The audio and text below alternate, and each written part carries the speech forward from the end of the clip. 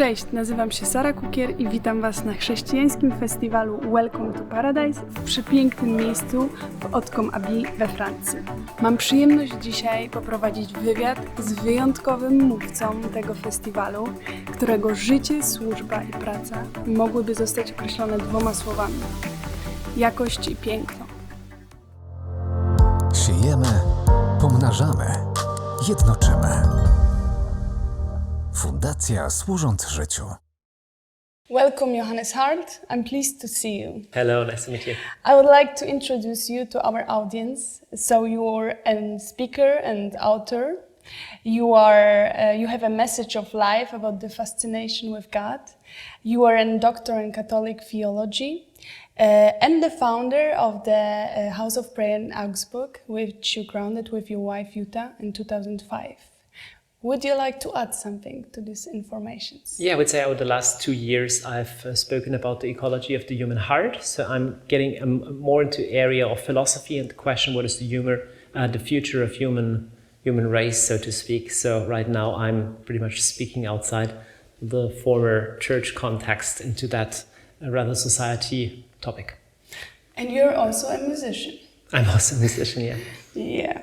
Okay, when I was preparing, I was scrolling your Instagram account, and in the last posts you have written that you do a 6-week holiday from social media. That's true, yeah. And for 2 weeks you're leaving your phone at home when you go for vacation. I think most of us do not feel how it is. So could you say us, how does it feel to go on holiday, live without phone and social media for a few weeks? I love it. But first of all, I'm a very digital person, so I'm all the time on my phone because I have Instagram and YouTube and all those things going on. But it takes me like 2 or 3 days, and the first 2 or 3 days it feels awkward, but then it really is a big relief. So normally I do 2 large social media fasting times per year. This one, the first one this year I did like in January, and now the second one is in summer. And after 2 or 3 days, I really feel that my spirit is relieved. It's actually stress. It feels like distraction, but it's stress. Being on the phone all the time. That's inspiring. Yeah, you have to try it out, honestly. I will try it out. I have vacation this month, so I will try it out. I would like to start with also a bigger question.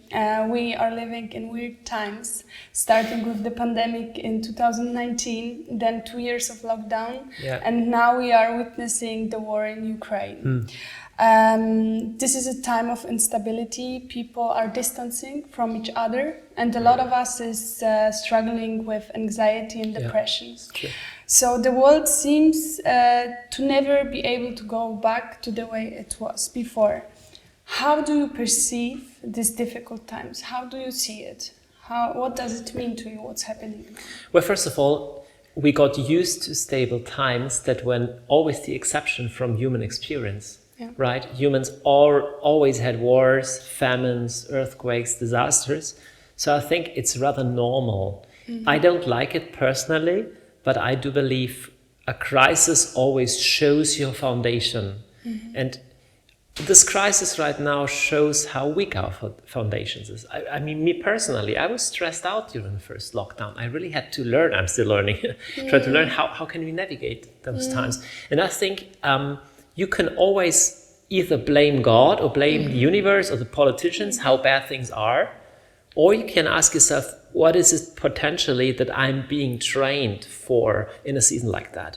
Because honestly, there are much worse crises possible than Corona. Actually, Corona was not that big a crisis, right? The Great Plague in the 1500s or 1400s was much severe.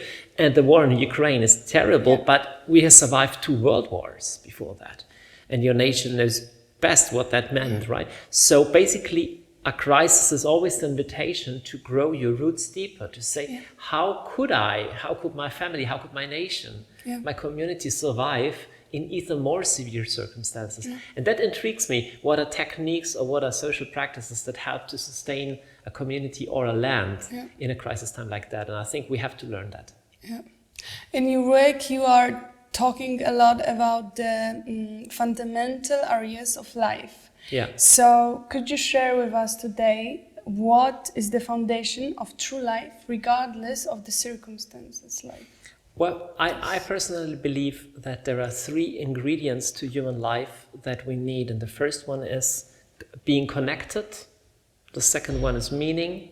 The third one is beauty. I call that the 3 elements of an ecology of the human heart. So first of all, connectedness. You spoke about social distancing. And in those times we felt that we feel robbed of our humanity if we lose contact. So we need contact, we need skin contact, we need looking in the eyes, stuff you cannot go through Zoom alone, right? And this needs to be foundational in the first years of a person's life. So I believe we have to speak about family values again, we have to speak about how we treat children, but also what are we going to do with the loneliness pandemic that we have, especially in the West. We have many more elderly people than we have young people. We are more in the city than in the land, and we are more in digital media than in face-to-face interaction. And I'm not blaming anybody. This is just the modern world. But we have to come up with ideas how to cope with that. And the second thing is meaning, and the third one is beauty. I think these 3 elements are crucial for human life. Yeah. About beauty, in your teaching ministry and events, you emphasize the importance of beauty in knowing God, creativity and quality in daily life. Yeah. So could you say us more, what does quality, beauty, what does it mean for you? Is it the same? How do you see it? Well, first of all, quality simply, or excellence, as I refer to, means to do things as good as I'm capable of. And this is whatever matters most to us human beings, we try to do in a high quality, right? If I invite somebody whom I love for dinner, I try to have a proper lunch on the table, a proper dinner on the table. If I don't do that, obviously this person is not of importance for me. Yeah. So quality is something how we express value. Therefore, you can see what you value most by how much quality, how much efficiency, excellence you put into something. Yeah. And beauty, again, is something a little bit different, because quality can be very productive and functional, like in your work, but beauty is always above utility. Beauty is not necessary, right? The fact that a flower is beautiful doesn't add to its functional value. It's not that you can do stuff with the rose if it's more beautiful. It's just, or if you ask somebody, why is it that you're watching the sunset? What do you get out of it? Yeah. It's a nonsense question, right? You don't get anything out of it. It's just beauty is an end in itself. Yeah. And we are living in times, of course, we are post-industrial revolution. Basically everything is for sale. Everything is monetarized by money, which is how capitalism works. And capitalism, there are many good things. But the downside is there are certain things in life that are not for sale, right? There are things you can never buy and they should never be bought. Yeah. And those are actually the things that we value the most. These are actually the things that we call sacred. Yeah. And the beauty protects the sacred. It's not even just religion, right? It's starting with the simple fact, I can never pay you to smile at me. If I was able to pay you, it would be a fake smile. What is a paid smile? What is that, right? There are some things that are not meant to be sold and not meant to be bought, and beauty tries to protect that. Yeah. So what are your thoughts on beauty and the relationship with God? With God? Yeah. Well, it is an old tradition, basically coming from the Greek philosophy, to believe that the truth, the good and the beautiful point towards a certain direction. The question is, to what direction? A non-religious philosopher would have to stop there to say it's really interesting that we crave for truth, that we crave for goodness. We want to be good. We don't want to be bad at the end of the day. And we crave for beauty. And I think philosophy alone cannot answer that. This then is a theological question. Is there really a source of the truth, of goodness and of beauty or not? As a believing person, I believe yes, there is. And if you contemplate nature, it's very interesting. It's hard to find ugly things in nature. Why is it that we human beings, we not just use nature, like with agriculture or domesticating animals, but we delight in it? Why is it we find nature beautiful? Why is it that there is something in natural beauty that touches our heart? Again, a philosopher can only ask the question. A believing person can say, well, probably the one who created all of that has a sense of beauty. Obviously he has. So for me, it's obvious that God is not just almighty or the creator. No, he's an artist. He the one who came up with the idea of color. How crazy is that? So for me, as Dostoevsky said, if an age becomes thumb to the idea of truth and of goodness, they will still find God through beauty. Something in that. He said, beauty will save the world. I don't know if that's true, but beauty definitely points us towards God. That's really inspiring. But now I will jump a bit. Okay, jump. I would like to ask you more about leadership. I have this feeling you have so much to share that I would like this conversation to be like a conversation that can awaken life in people who need inspiration. So I want to touch different places. So you are the leader of the House of Prayer in Augsburg, which you founded together with your wife Jutta in 2005. Yeah, that's correct. And there is 24/7 prayer and worship since 2011. Correct. And you have welcomed there hundreds or thousands of people. Thousands, both ministering, visiting. Yeah. So you have a great experience in leadership, both theological and practical. What have you learned from leading this organization and people for the last 17 years? Okay, how many hours do we have? I mean, leadership is really a great art. I don't even know if I'm a good leader, but I can tell you many mistakes that I made. There are some things that I learned. At the end of the day, leadership is a combination of loving people, but also having a clear vision where we want to go together. Yeah. And if one of the two is out of balance, you have a problem, right? Many people, especially in the Christian world, in the church, they are too much pastorally oriented. They want to love people and would be nice to people, but they cannot tell you where are we going, right? In the business world, it's the opposite. It's oftentimes very goal-oriented, like we want to reach that profit level, and actually we use human beings to serve those goals, right?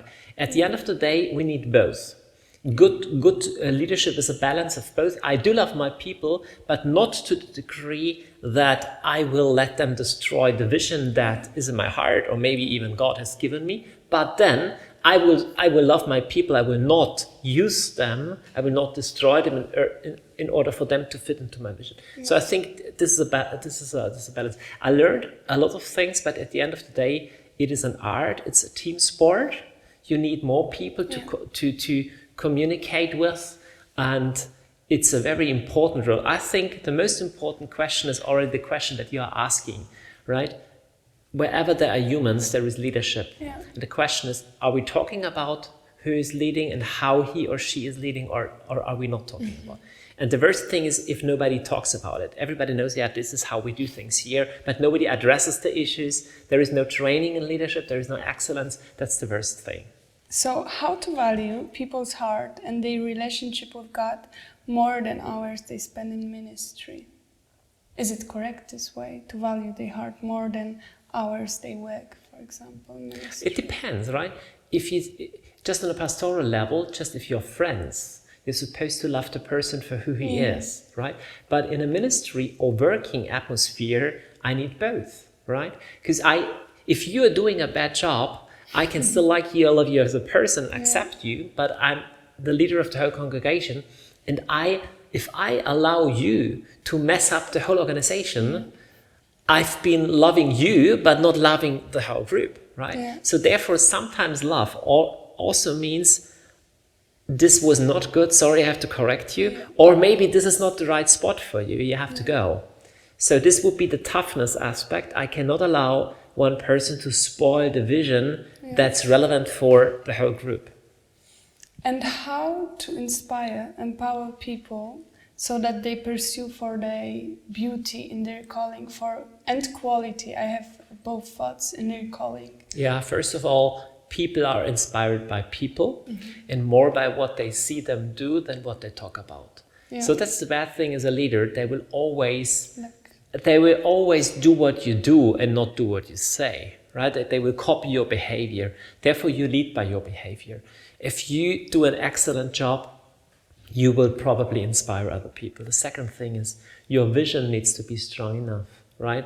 So if your vision is only you have to fit in our organization, which is the same way like it was 30 years ago, nobody will be inspired to bring quality. The third thing is celebration and community really brings forth excellence.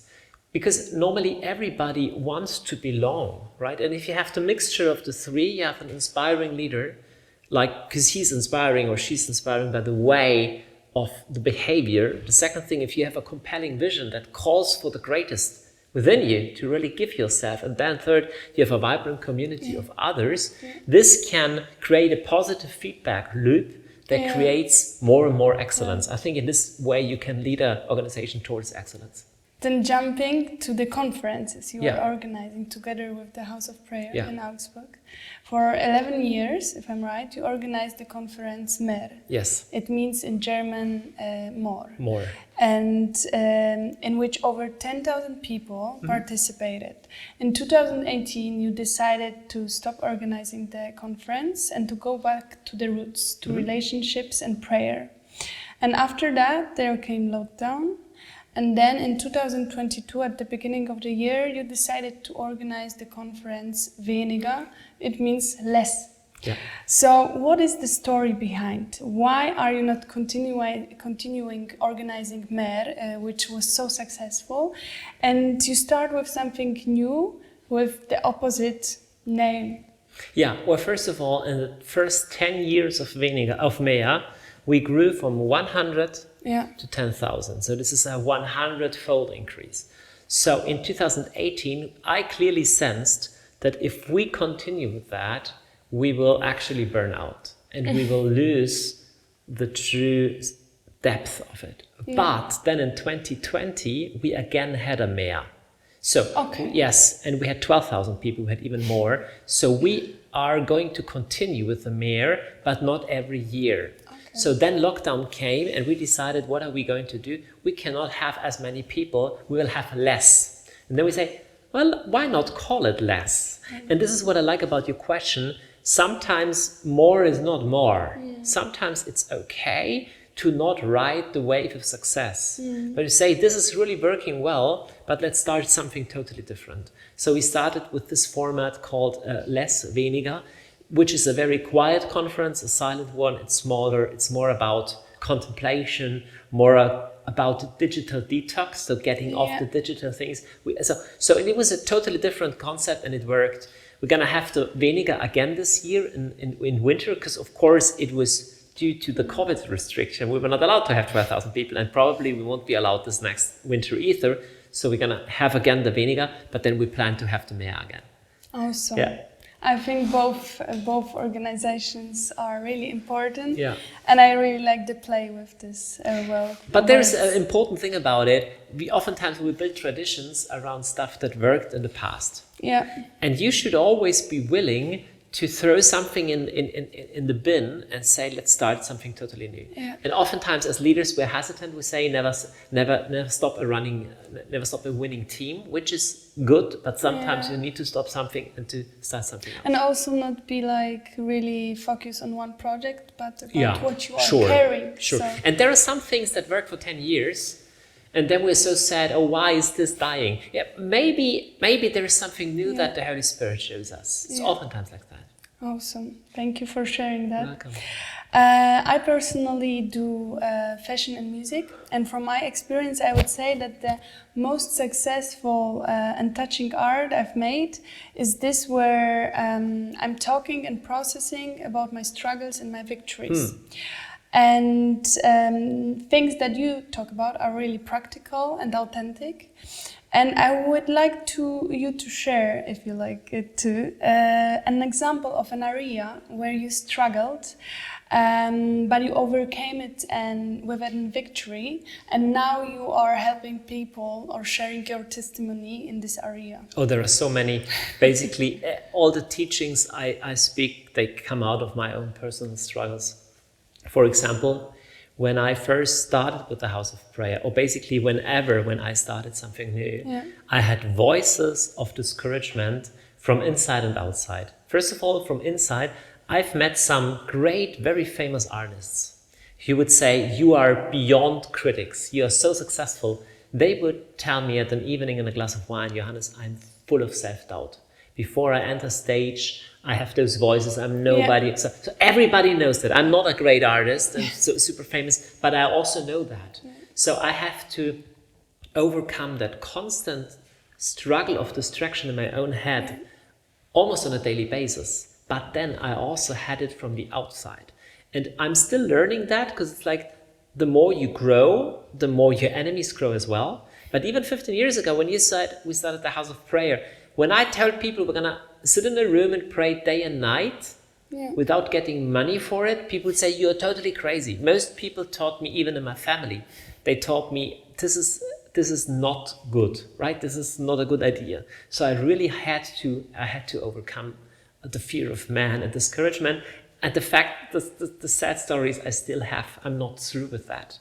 Right? Do you think someone is over that? Really free? Probably not.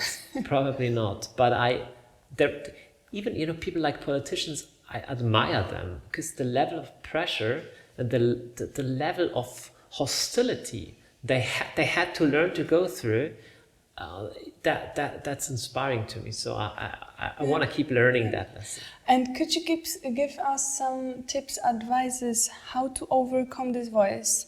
You hear it, you are doing like, you're getting like older, you're doing bigger things or better things as an artist, as a leader, whatever. You hear these voices, how to overcome them and be sure who you are and what you are bringing. It's a big question, because the thing is, you don't want to shield yourself from all critics. That's not good, because probably 10 or 20% of the criticism is good. Yeah. So it's valuable, even if it's negative. That's what I'm saying.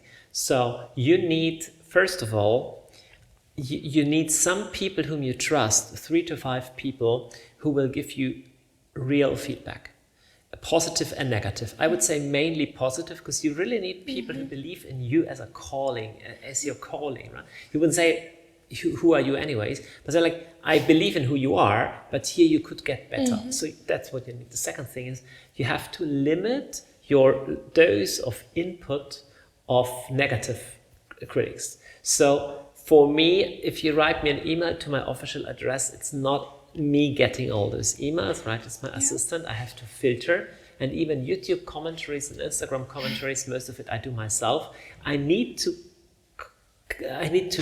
protect my heart against things, not reading everything, especially not the first evening, right? If you come out, if you have a big show or something like that, and you go home and you see the comments, you need to protect your heart. The third thing is, you really need time alone. So for believing persons, I would say you need time with God, where He really calls you by your name and reminds you who you are. But I would say the same even to a non-believer. I would say still you need time in solitude and silence to find your voice. Because at the end of the day, the most important question is, what are you really called to do? And if you're really called to do this certain thing, then the fourth point is, then you can allow criticism, right? I would never say, don't listen to the critics. No, possibly there is something right. So I'd rather say, spend enough time in God's presence and then study your critics. And ask yourself what percentage of it could be true. And you should always try to achieve the highest quality. And sometimes the critics, they say something which is mean, it's not nice, but maybe it's 10% true. And I said, all right, you got me there. I need to get better on that point. So I hate it to be criticized. I don't like it. I love praise much more, but I learn also a lot. So what we do in the House of Prayer in our communities, we try to keep up a high level of open communication. So I do get a lot of negative feedback. I do. That's what it is. And if as a leader, if you allow that, then they will tell you that. They say, Johannes, this was not nice. You say, all right, okay, I'll try again. But this is how we grow. But this is from people who basically love me. This is not from people out on the internet who just try to point the fingers and hate me. That's awesome. Thank you for this. I'm representing today the Foundation Life Ministry, and our team gave me 5 quick questions to you. They are totally now from another story. So the first one, who are your authorities today and why? My authorities? Authorities. In the sense of personal idols or people who inspire me, or talking about whose authority I am under? No, that's the first one. The first who one. Who inspires you after, like, whom you are hearing, teaching, inspiring, looking after? Mm-hmm. Again, it's difficult in which direction, as a speaker, as a musician, as a leader. You can give also like examples. Yeah. As a human being, there is a lady who inspires me very much, who's a psychologist, who's a friend of mine, and whenever she gives me advice on something, I value that very highly. Secondly, in the level of clear thinking and penetrating things, I'm still a big fan of C.S. Lewis. He's dead already, but for me he was the best in that area. In the way of innovative leadership and creative leadership, he passed away as well, but I would name Steve Jobs, because he redid the whole industry. Yeah. In a way of being a Christian person who thinks through things. There is one guy from America, he's a pretty young guy, his name is John Mark Comer. He inspires me. And about music, there is one German, actually there is, I would say somebody, there is a young lady from Poland. Her name is Hania Rani. She's a musician. She inspires me very much. Yeah. I wanted to say Niels Fram. He's from Germany. He's even more famous. But lately, the last year, I've listened more to Hania Rani. She's awesome. Yeah, I would have a dream to have her at one of my conferences. I would write to her. It will go. Okay, the second question is, what is your favorite type of prayer right now?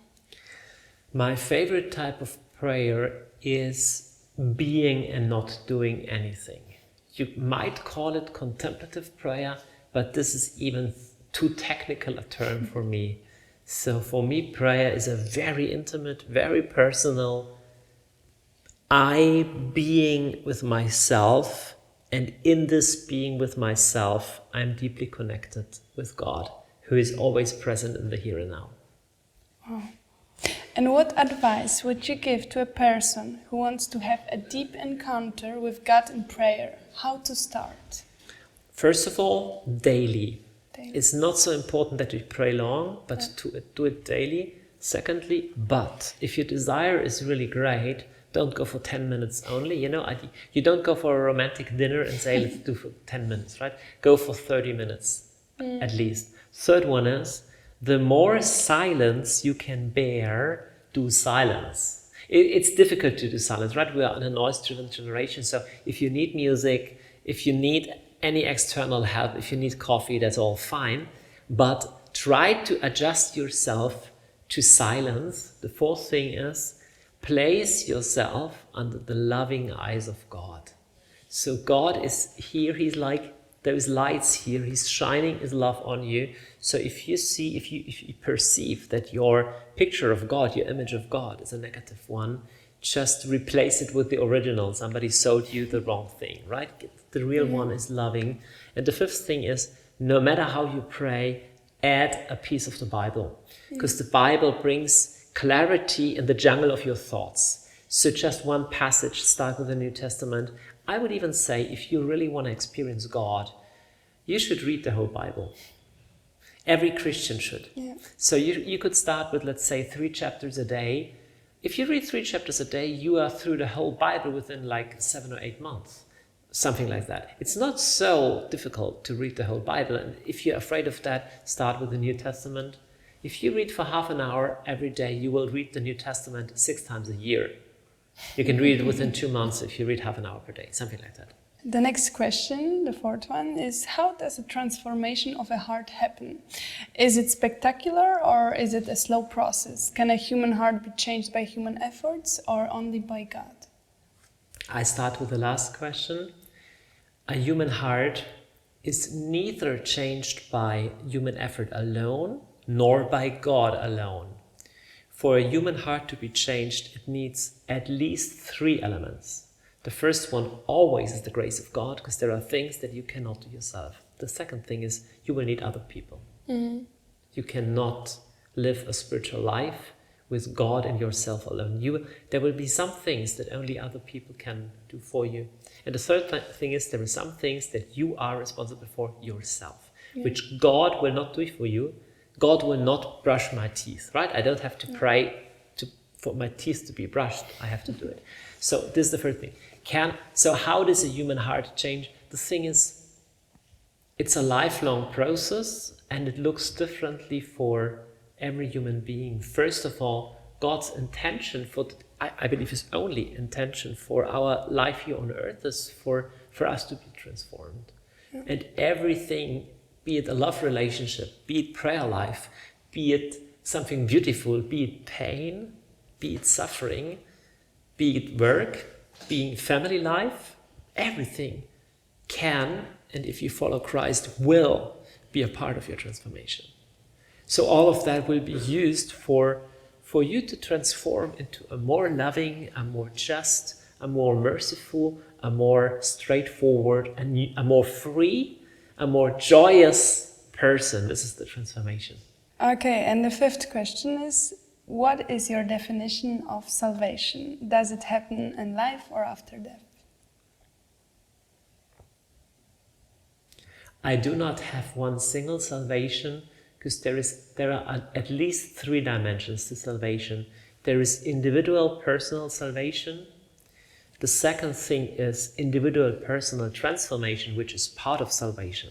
So the difference is, if I pray a prayer, God save me, well, he will probably save me, but to be transformed is also salvific. It's also salvation, but it takes a whole lifetime. And then the third dimension is salvation is not just a personal thing, but God is the one who rescues a whole nation. That he takes the captives out of Egypt into Israel. So the whole idea of salvation being an individual thing is a rather modern thing. So as a Christian, I don't only have hope for me as a person, but for the world. And there is a salvation waiting for the whole world. So for me, the context in all of it all is a once in a lifetime situation, but also it's growing through the history until uttermost fulfillment in new heaven and new earth. So even coming back to the simple question, my personal salvation, it starts in the moment you say yes to grace in your baptism or whenever you open yourself up to God. This is the starting point, but the fulfillment, of course, will only be in eternity. Thank you for answering these questions. As we are near to the end of our conversations, could you please answer one more question that I hope it will summarize what's most important?